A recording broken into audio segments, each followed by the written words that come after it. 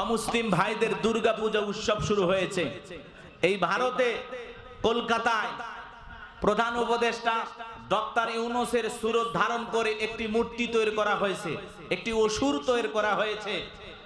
আমার মনে হয় বিগত ফ্যাসিস্ট জালেমদের তো টাকার অভাব নাই, ওরা মনে হয় কাউকে টাকা দিয়ে ইউনূস সরকারের মূর্তি তৈরি করেছে ভারতের কলকাতায়, যেই মূর্তিকে সামনে রেখে তারা দুর্গা পূজা করবে। জোরে কোন নাউজুবিল্লাহ।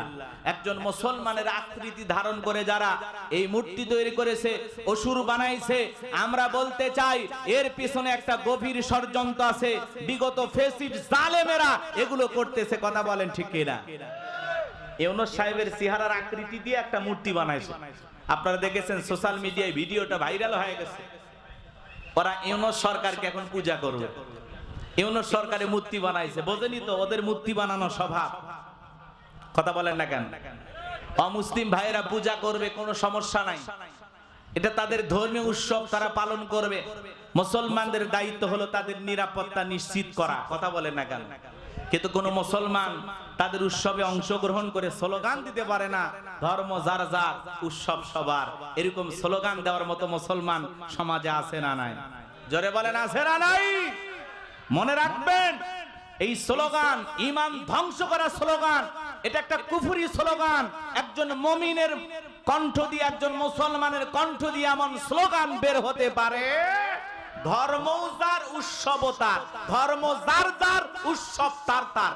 হিন্দুদের উৎসব হিন্দুদের কাছে, বৌদ্ধদের উৎসব বৌদ্ধদের কাছে, খ্রিস্টানদের উৎসব খ্রিস্টানদের কাছে, মুসলমানের উৎসব মুসলমানের কাছে। কথা বলে ঠিক এরা?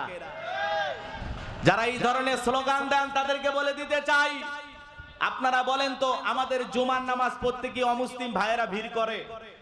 ওরা কি জুমার নামাজ পড়ার জন্য আসে? আসে না। আমাদের ঈদের নামাজের সময় কি অমুসলিম ভাইয়েরা এসে ঈদগাহে শামিল হয় ঈদের নামাজ পড়ার জন্য? ঈদের নামাজ শেষে যখন আমরা পশু জবাই করি, এই মুহূর্তে গরুর গোশত কাটাই বাছাই করে দেওয়ার জন্য অমুসলিম ভাইয়েরা এসে কি আমাদেরকে সহযোগিতা করে? জোরে বলেন করে? করে না। তাহলে অমুসলিম ভাইয়েরা আপনার জুমার নামাজে আসে না, ঈদের নামাজে আসে না, আপনি মারা গেলে জানাজার নামাজে আসে না, আপনার কুরবানিতে কুরবানির গোশতের ভাগ নেওয়ার জন্য আসে না।